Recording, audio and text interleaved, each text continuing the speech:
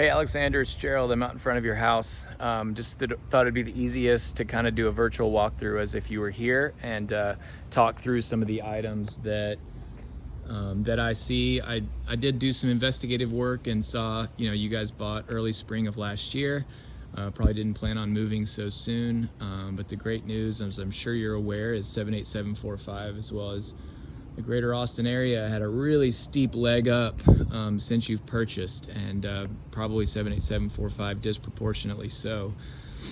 So you get to benefit from that. I know you bought this house when it was a fresh flip, so it was sort of magazine worthy, and you paid a premium then, and to get a premium now, probably need to recreate that. That's kind of the biggest general comment that I would have. And it's clear you guys haven't been here. I guess you guys have been in Tennessee and back and forth, and we can work on a specific make ready list if you'd like.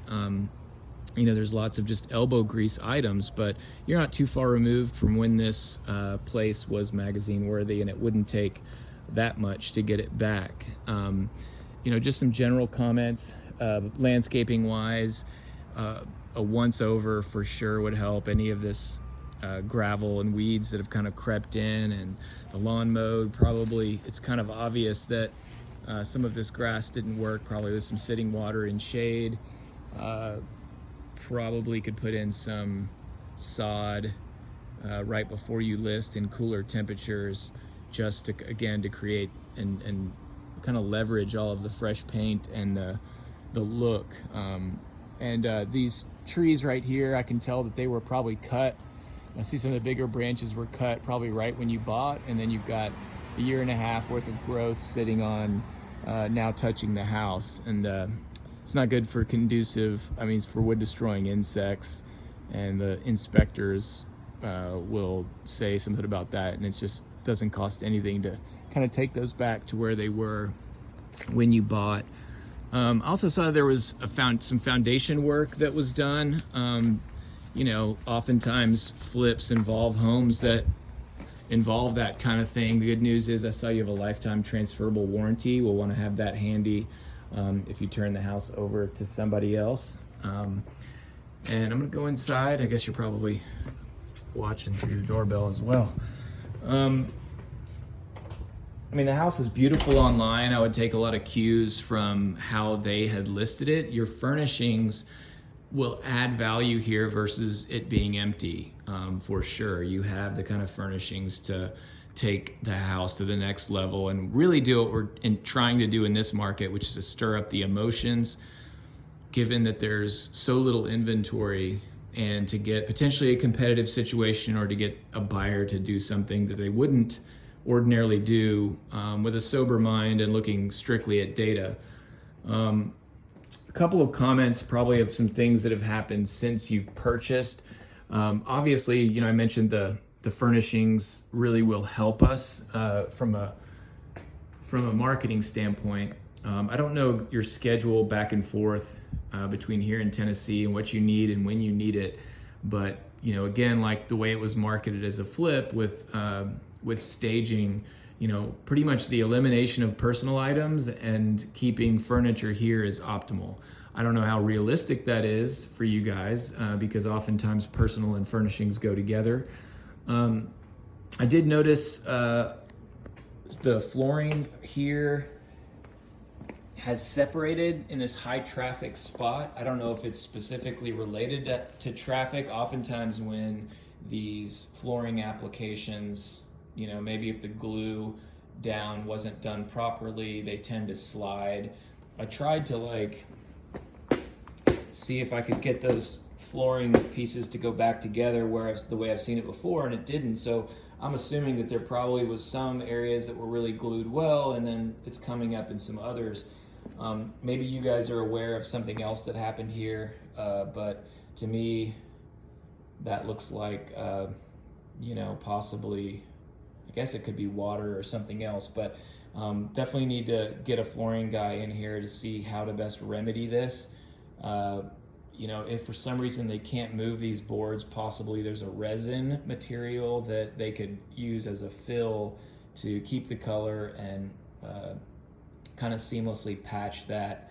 I don't know if something's going on underneath that is causing that, but at least from a cosmetic standpoint, that would need to be addressed. So we talked about like landscaping. Everything's kind of overgrown. Obviously, you guys haven't been here, and all that entails. That flooring piece, I did see, for instance, there you have one of your foundation repair access areas. There was probably a pier right underneath here.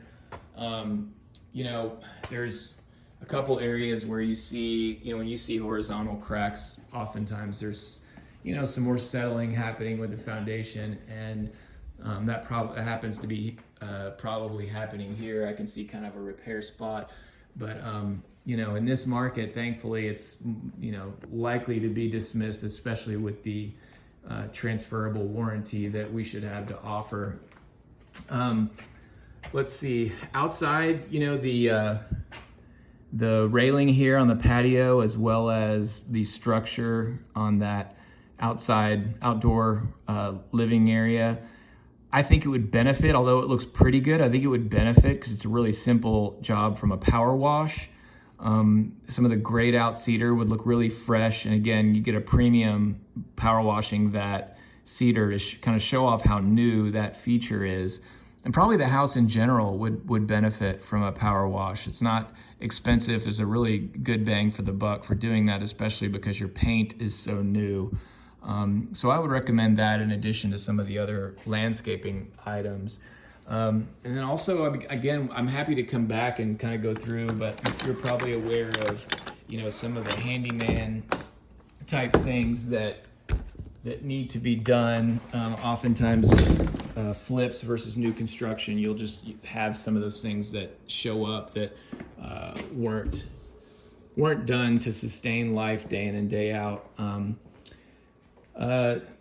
Everything else is very on trend still. All the tile, cabinets, color palette, still very desirable by the market. You've got a newish roof, newish windows, plenty of storage, really great, desirable floor plan. So, my take is there's kind of a spread happening there. I think that, in this zip code and in others, I've seen an inflection point about a month and a half or two ago. We just were kind of going straight up this past spring, and 78745 is not much different. We can still capitalize on that, still extremely low inventory environment. I think it's possible to list this home for as much as $750 if it was kind of in just perfect condition. The way we can list it for $750 regardless, but I think if you want to do that and really have it and make sure that you can capitalize out of that first weekend out of the gate, that's probably the level. I mean, you're only looking at two houses in this rough square footage and acreage size that have sold or been listed at a higher price, and that was kind of right at the peak of exuberance. And I don't know if the market really remains to be seen. It's kind of noisy right now, where whether or not that's where the market really is, or somebody who was really frustrated with some extra cash decided to bid that up.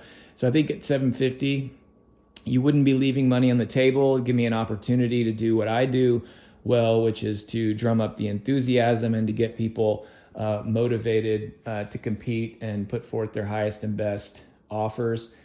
And I think in the meantime, I'm happy to come back here and work with you on the specifics. Once you kind of have it where you think it's ready, then we can kind of fine tune what the final steps would be prior to list. Again, these are, I'm not really doing any digging into a lot of things, but visually, you can see, for instance, in the fan out here, and I'm sure you're well aware, the light's kind of hanging down, the fan is off of the wood, but it's not that this is such a big deal, but a sign of a flip, that you have some blocking between there that was probably done with a smaller than what probably would call for to hold a electrical junction box. And then I think the plastic broke there, and it's really small fixes, but it's just a perception thing in our world that helps take the property to the next level. You have all of the nuts and bolts here for us to do really amazing staging and to show it off. Again, I don't know if that stuff needs to go to Tennessee with you before you would list or not. Um, I think the timing that you mentioned. I mean, I think the sooner the better. But for sure, I think you mentioned what was a possibility is the October 1st-ish time frame. That if the house is purchased right out of the gate, if we have it teed up to be really competitive, that would be good, because the buyers tend to hibernate a little bit after July 4th, which we've already passed, and then we kind of ratchet down again right as Halloween approaches, because we'd be 30 days from kind of the holiday season. So I would definitely, if we can't do it sooner than October 1st-ish, that would be the target date. I could, depending on all things, this could be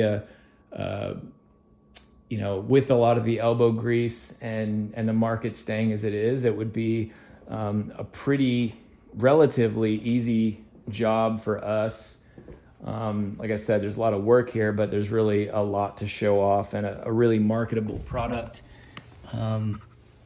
depending on how we get it shown. So if you were to do a listing agreement with us, we would offer 3% to the buy side, but we could do it for as little as 1.5%. I mean, this is a very liquid property right now, and it's really about managing a short time frame of competitive bidding. But like I said, I don't know if you guys have the time or what your demands are, in Tennessee, if you have the time to get this where it needs to be. Let's see, what else could I add? 750, 1.5%, lots of elbow grease, decluttering, and I don't know if I mentioned this. I said I met your neighbor. I think she took a picture and was going to send it to you. This is a note from one of your neighbors. You could freeze this frame or maybe read it now, that somebody's reaching out to you to find out if you have a plumbing situation. I don't know what, I know that flippers are sort of notorious for looking at cosmetics and not so much the mechanics. And I don't know if you're experiencing any issues there, but you can reach out to those folks if you are. A lot of the homes on this street have had foundation problems, and a lot of homes in Austin for sure, but we have expansive clay soil here, and these kind of engineered slab foundations really have been exposed the drain lines to issues. And if you have a leak under the house through one of those drain lines, that could kind of wreak havoc on the foundation. Almost any foundation company that does work that includes a transferable warranty probably also includes something called a hydrostatic test. A hydrostatic test is basically, if you don't know, you probably don't because this was done before you purchased, but they go into the clean out outside the house, block that with some kind of a balloon type material filled up, and then fill your sewer line up with water. And then if that water level drops, then you have a leak in your plumbing under the house. I assume that would be done by the foundation company if they're going to issue a lifetime transferable warranty. But obviously, with continued settling, those pipes could be subject to more stress. And best I can tell, your pipes are probably cast iron, and it doesn't look like they were abandoned and replaced with PVC. So it's an ongoing concern. It's something to watch, and reason I'm saying this is the perception of buyers. It's something for them to watch. And when you have additional settling, that warranty covers getting the foundation level again, but not necessarily the collateral damage. So anyway, all a lot of details that you may or may not have gone through with your buy-side agent when you purchased, and we can talk about more and how that's perceived and how you can best stage that and for marketing purposes. All right, I think that's it for now. I'm gonna upload this video. I'm gonna send you an email with a few comps and give you, the information that I think. And if you're interested in talking more, we can do it over the phone. Or I think you mentioned you're gonna be back in town over the next couple of weeks, and so I can come back in person, point out some things. We can make a specific make-ready list, get our timing ironed out, and come up with a plan. I see maybe some of the repair work is already sort of in progress, which is fine if that's prepping for the listing. Anyway, thanks for giving me an opportunity, and I look forward to talking to you soon. Cheers.